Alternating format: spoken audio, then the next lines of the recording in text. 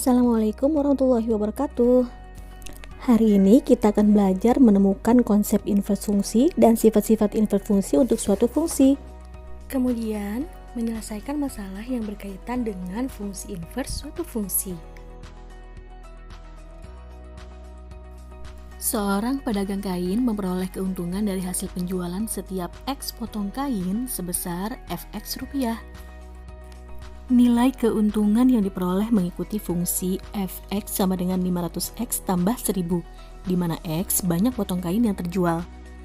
Permasalahannya yaitu, jika dalam suatu hari pedagang tersebut mampu menjual 50 potong kain, berapa keuntungan yang diperoleh?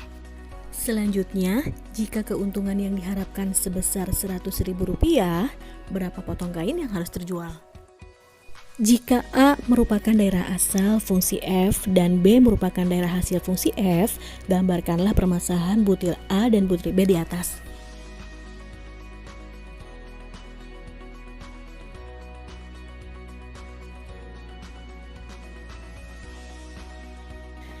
Karena penjualan 50 potong kain, maka X sama dengan 50. Dan nilai keuntungan yang diperoleh adalah, kita tuliskan fungsinya yaitu Fx sama dengan 500x tambah 1000. Nah, untuk X sama dengan 50, berarti kita tulis F dalam kurung 50 sama dengan 500, X-nya kita ganti dengan angka 50 sebagai perkalian, tambah 1000. 500 kali 50 hasilnya 25.000 tambah 1000. Hasilnya adalah 26.000. Jadi, keuntungan yang diperoleh dalam penjualan 50 potong kain sebesar Rp26.000. Untuk permasalahan yang B, agar keuntungan yang diperoleh sebesar Rp100.000, maka banyaknya kain yang harus terjual adalah, rumusnya yaitu Fx sama dengan 500x tambah 1000. Karena keuntungan yang ingin diperoleh adalah 100.000, maka di ruas kiri, yaitu di sini adalah 100.000 kita tulis sama dengan 500x tambah 1000. Karena 100.000 dengan 1000 merupakan konstanta dan sejenis, maka kita harus satukan tulisannya dengan cara 1000 pindah ruas ke ruas kiri. Sedangkan di ruas kanan tetap 500x. Atau bisa juga penulisannya seperti ini. 500x sama dengan 100.000 dikurangi 1000. Ini dioperasikan sehingga hasilnya 99.000. Selanjutnya, X sama dengan 99.000 dibagi 500 dari ruas kiri. Hasil pembagiannya adalah X sama dengan 198. Jadi, banyaknya kain yang harus terjual adalah 198 potong. Selanjutnya kita akan membuat gambar untuk permasalahan pada butir A sebagai berikut. Mari kita lihat. Pada gambar pertama menunjukkan bahwa fungsi F memetakan X anggota A ke Fx anggota B. Sedangkan gambar yang kedua menunjukkan bahwa untuk nilai X sama dengan 50, maka akan dicari nilai Fx-nya.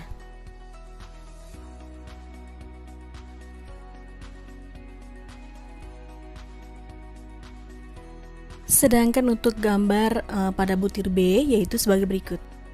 Pada gambar ketiga ini, F pangkat min 1 memetakan Fx anggota B ke X anggota A. Nah, di mana simbol ini F pangkat min 1 merupakan fungsi inverse F. Sedangkan gambar yang keempat menunjukkan kebalikan dari gambar yang kedua, yaitu mencari nilai X jika diketahui nilai Fx-nya, yaitu Fx-nya itu kan 100.000. Jadi penulisan gambarnya seperti ini. Sekarang kita dapatkan definisi inverse suatu fungsi sebagai berikut. Jika fungsi F memetakan A ke B dan dinyatakan dalam pasangan terurut F sama dengan X, Y, di mana X anggota A dan Y anggota B, maka inverse fungsi F dilambangkan dengan seperti ini adalah relasi yang memetakan B ke A, di mana dalam pasangan terurut dinyatakan dengan F-1 atau fungsi inverse F sama dengan Y, X, di mana Y anggota B dan X anggota A. Diketahui fungsi F yang memetakan A ke B merupakan fungsi bijektif, fungsi G yang memetakan C ke D merupakan fungsi injektif, dan fungsi H yang memetakan E ke F adalah fungsi surjektif, yang digambarkan seperti gambar di bawah ini. Permasalahannya, jika fungsi inverse F memetakan B ke A, fungsi inverse G memetakan D ke C, dan fungsi inverse H memetakan F ke E, maka gambarlah ketiga inverse fungsi tersebut. Dari ketiga inverse fungsi tadi, tentukanlah mana yang merupakan fungsi. Gambar ketiga fungsi inverse tersebut ditunjukkan sebagai berikut. Dari gambar ini bisa kita simpulkan bahwa pada gambar 1 merupakan fungsi. Mengapa? Karena semua anggota yang ada di B berpasangan tepat satu anggota di A. Sedangkan gambar yang kedua bukan merupakan fungsi atau hanya disebut dengan relasi. Karena ada satu anggota di D yang tidak berpasangan. Begitu pula dengan gambar yang ketiga, bukan merupakan fungsi atau hanya relasi saja. Karena ada anggota di F yang memiliki pasangan lebih dari satu di E. Nah, berdasarkan uraian di atas, maka ditemukan sifat berikut. Suatu fungsi F yang memetakan A ke B dikatakan memiliki fungsi inverse F-1 yang memetakan B ke A jika dan hanya jika fungsi F merupakan fungsi bijektif. Inverse suatu fungsi yang merupakan fungsi disebut fungsi inverse. Kemudian, fungsi inverse F merupakan suatu fungsi inverse.